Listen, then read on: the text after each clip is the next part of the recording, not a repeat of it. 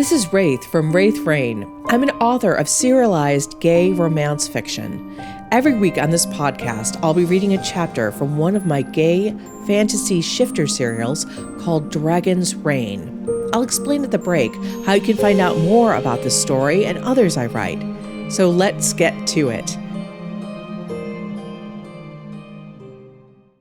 Chapter 121. Help arrives. "They're moving," Valerius said, eyes widening. "Why are they moving?" The horde shuffled towards Caden's body. They were making this low hum. They packed tightly around Caden in a tight circle. It was like they were one being. They moved around Caden in a circle. Every limb shifted at the same time. Every body turned and tilted at the same moment. Every head looked in the same direction. They swirled around Caden. "What the hell is happening?" Valerius growled. "What are they doing?" Valerius took a single step inside the cavern and felt pain slice through him. For a moment, he couldn't breathe. He sank down onto his knees and clutched his chest. He fell over onto his side. Pain filled him. Agony, agony, agony. Valerius yanked him back into the tunnel. He cradled Valerius on his thighs, hawking over him like some massive Russian bird of prey, or a mother hen. Maybe a combination of both. He wasn't sure. "What is wrong with you?" Valerius hissed, looking more afraid than angry. "Are you having a heart attack? Or are you bleeding to death? Is this a human thing?" No. Valerius licked his lips. It felt like he couldn't get any air. His vision was coming in and out. He felt on the cusp of passing out, but the pain was radiating through his body, not from it. Raziel. Something is wrong with Raziel. "What? What could be wrong with Raziel? He's Raziel." Valerius seemed to be having trouble breathing too. I don't know, but Raziel and Caden went to face the Behemoth." Valerius's lips went numb saying those words. The last time that Raziel had faced the Behemoth, it had not been alone, but with all of the dragons. As powerful as Raziel was, the Behemoth was more so. He hated to admit this. He didn't want to admit this, but the weakness he felt, this sense of loss, was so intense that he felt scraped down to bone and gristle. Raziel, can you hear me?" Nothing. But that didn't mean anything. Valerius looked into Raziel's lair. Landry was pacing. Her brothers were sitting on the floor, heads in hands. Jasper just stared at the mirror back at him. "What's wrong with you?" Jasper asked. Valerius grimaced. He didn't answer Jasper, but focused on Landry. "Can you see where they are fighting from the lair, Landry?" Landry stopped her pacing. Yeah, hold on. I think I can see the crater from the outside." Landry ran from the lair. "We heard roaring, but it stopped." Jasper hugged himself tightly. "Did Raziel fail just like you did?" "You better hope Raziel did not, or you will never leave there, Jasper." Valerius growled, even though it was a weak growl. Though really, if Jasper did return, he would be going to prison. "Why can't you shifters do something for us?" Jasper cried and threw up his hands. It seemed to last forever while they waited for Landry, but she came back, white-faced and breathing hard. She put her hands on her thighs and looked annoyed at herself. "I know, I don't actually have my body here, so it shouldn't matter that I never work out. Why am I so breathless?" Landry gasped. "What did you see, Landry?" Valerius felt such dread asking this question. "Nothing," she said, but her expression did not look relieved. I should have been able to see Raziel flying from here, but there's no one there. No Raziel, no Behemoth, nothing." Valerius stared upwards at the tunnel ceiling, but he did not see it. He saw nothing but a black void. If Raziel was not flying, there were two possibilities as to what had happened to his spirit.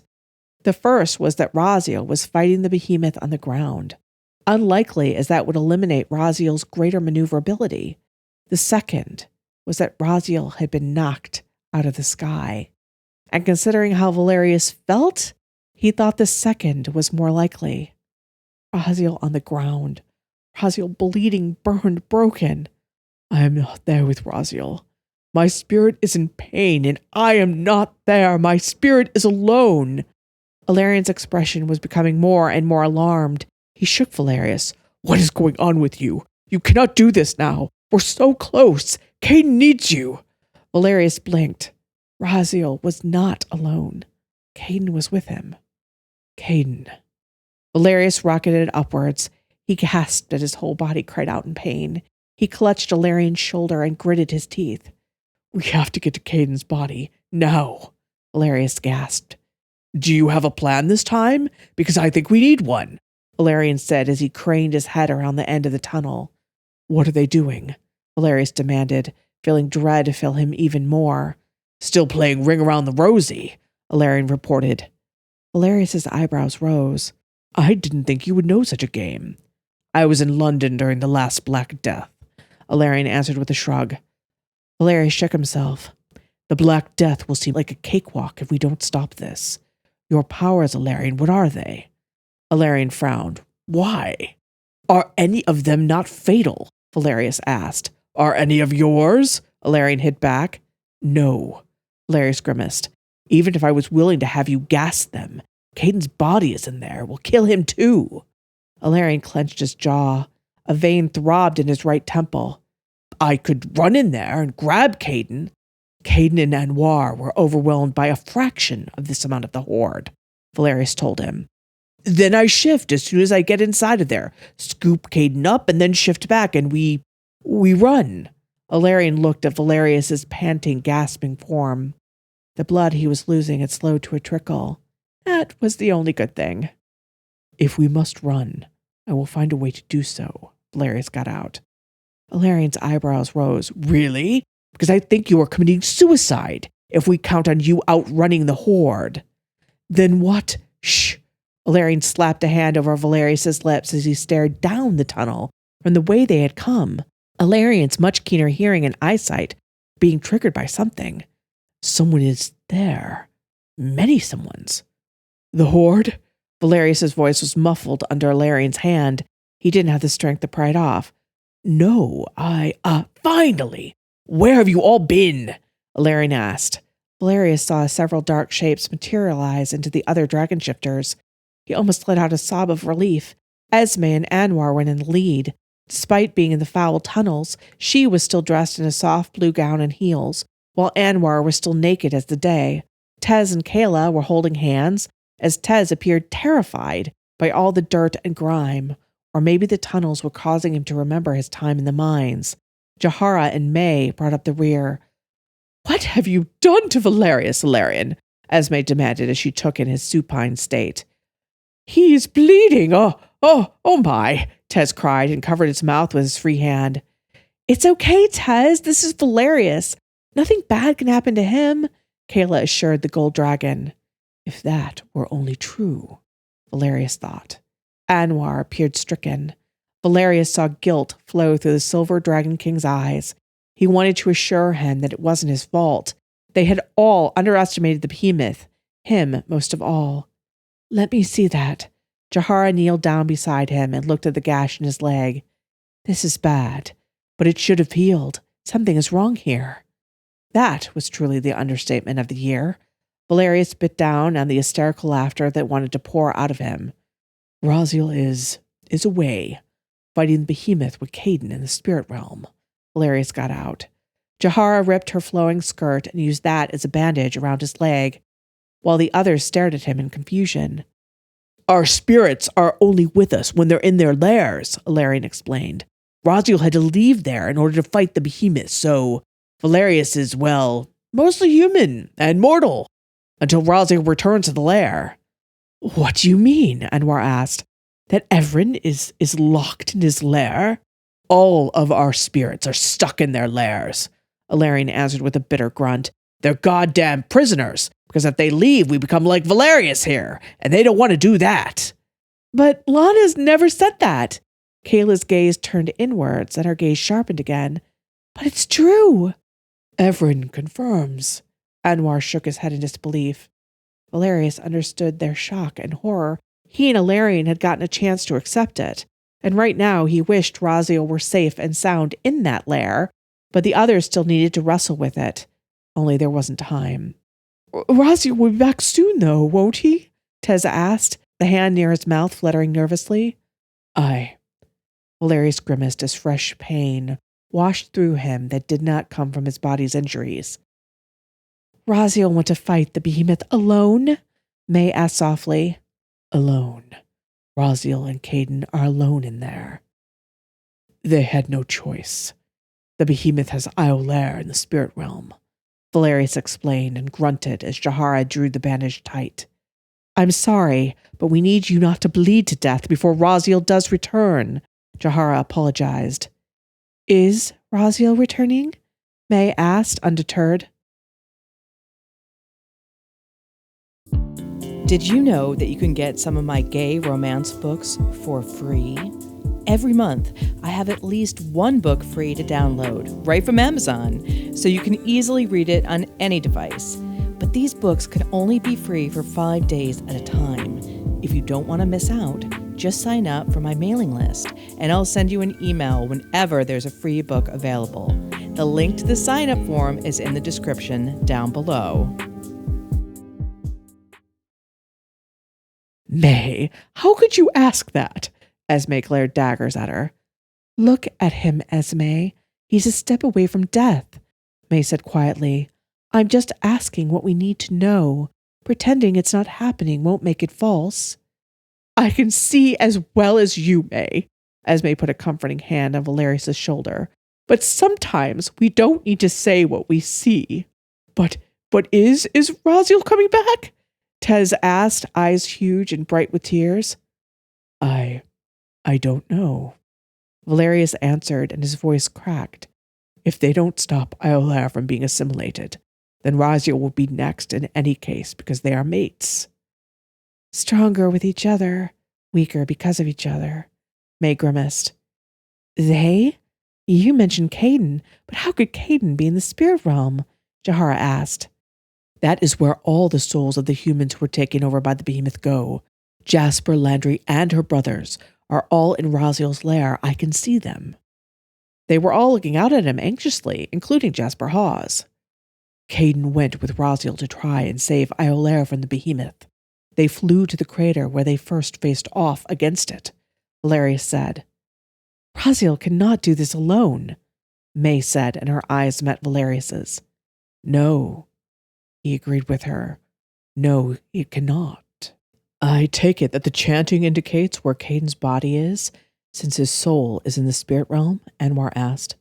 Valerius nodded, feeling so tired, like life was running out of him. Yes, we were thinking of a plan to get to him without killing the human horde. Esme crept around them to the end of the tunnel and peered out. Ah, I see why you were having difficulties with just Alarian's powers. Hey, I ripped off Vozeth's head, Alarian scowled. Who is Vozeth? Kayla asked. A very powerful dragon. Alarian has saved me many times tonight, but his and Mephis's gifts are those of death, Valerius said. Jahara joined Esme looking out into the cavern. They whispered to one another. Esme gestured for Tez and Anwar to join them. Both Dragon Kings dead. Alarian frowned. Valerius guessed he didn't like being out of the action and the sole hero. You've done enough already, Alarian, Valerius told him. Valerian turned shadow eyes upon him. You must not die, Valerius. I'm not. He lifted an eyebrow. Really? Because you look bad. I don't think he needs to hear that, Kayla scowled at Alarian. True or not, no one likes to hear it. Alarian, Kayla, we need to get Valerius out of here, May said suddenly. No, I won't leave Caden, Valerius nearly shouted, but he lowered his voice at the last moment. We've got a plan, dear, Esme said as she left the other two. Jahara will use her mist and mesmerize powers as others grab Caden's body from the altar. Anwar will use light to blind them if the mesmerize doesn't take. Then Tez will use the earth and metal in the cavern here to lock them in. We don't want to kill them, Valerius warned. There will be enough oxygen to sustain them. There are vents, according to Jahara. She can feel the air moving, Esme said.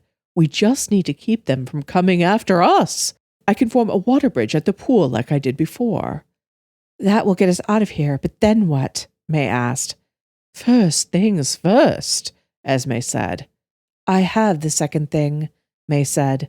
The only thing that will work. Let's move Valerius and I'll tell you.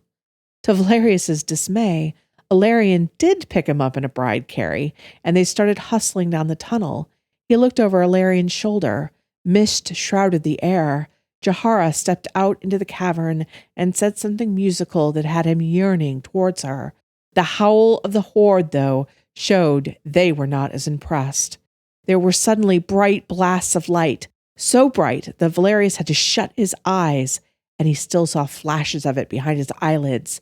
Then the faint illumination from that end of the tunnel started to dim. There was a crackling and a creaking sound as if the mountain was closing in on itself. And then they burst out into the room with the pool. Esme's hands flew towards it, and the water seemed to solidify into a narrow band that she started walking across. There was only the smallish splash of water with each step she took. She turned around and motioned for them to follow her. It's safe, she assured them. Kayla stepped upon it without any hesitation, while May gingerly stepped up and scuttled across as fast as she could. But Alarion stared at it suspiciously. How is water made solid like this? Alarion asked. Does it matter? Even if she dumps you in the drink, you'll just get wet. But she wouldn't do that to Valerius, Kayla said with a shake of her head. Alarion put a bare foot on the water and pressed down. The water did not give out beneath him. He grunted and started walking across it. Valerius did not bother to marvel at the water bridge, but instead was staring over Alarion's shoulder towards the mouth of the tunnel. Had they gotten Cain's body? Did they kill any of the horde? Were the horde coming after them? Tez, with Anwar and Jahara fast on his heels, raced out of the tunnel. Jahara carried a naked and unconscious Caden. Valerius's heart soared upon seeing the limp form of his lover. Go, go, go! I don't think that's going to hold them for long, Tez cried and made shooing motions with his hands for them to run. They're digging around the metal. Determined bastards. Let's go. Valerius wanted to see Caden right then and there, but he knew they could not slow down. Instead, the other dragon shifters ran faster. Valerius was bobbed up and down almost violently as Alarion ran like the wind that Jahara controlled. As they ran up the tunnels, Tez kept melting the natural metal in the earth and in his breath to form metal slabs, cutting off the tunnel behind them to slow the horde down. But Valerius could hear them yelling, a garbled scream of rage that contained no words, no humanity, just anger. Finally, they burst out onto one of the streets of Reach, but not the one where he, Alarion, and Caden went in, but one further up the mountain. Shioni was waiting there with Simi, Nagoye, and dozens of the Claw. There were several black SUVs nearby. May headed towards the nearest, wrenching open the back door and urging Valerius to slide Valerius inside. By the gods, what's happened to King Valerius? Shioni cried. The blood, the bruises, and undoubtedly his paleness was terrifying her. He understood her distress and wanted to lessen it, but he found himself without the strength to speak. Raziel, Caden, what's happened to you both? He didn't ask that of the people within the lair. Landry was missing, he noted, but she ran back inside at that moment. Her eyes were huge and her hair was wild. She pointed back in the direction that she had come. Something is happening in the crater, she cried. I can see lightning and plasma and acid and who knows what else. The behemoth is sending it into the air. I don't see Raziel there. Yet it's trying to hit something. Not something. Someone. Caden? Caden is fighting that thing? Jasper goggled. But he's just human. He doesn't have any powers. We're fucking doomed. Doomed. Landry slapped Jasper across the face. Get it together, Jasper. Caden isn't special because he's a shifter. He's a shifter because he's special. And that was the perfect way to explain it.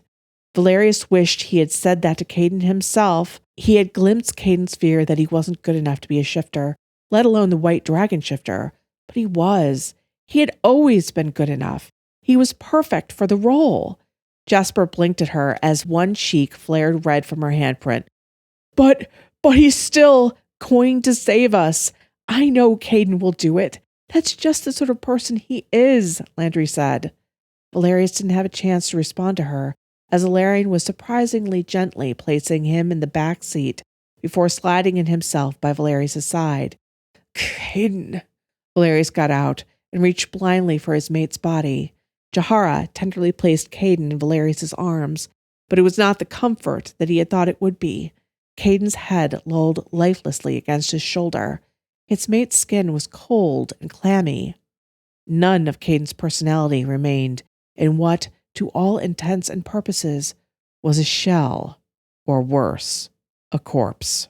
But Valerius used all of his remaining strength to cradle Caden's body against him, just in case Caden's soul could feel it, and he would have to make sure that Caden's body was perfect as could be when Caden re-inhabited it. May stayed outside the SUV as she urged the other dragon shifters to pile in. "We need to get to High Reach, the most secure place inside of it."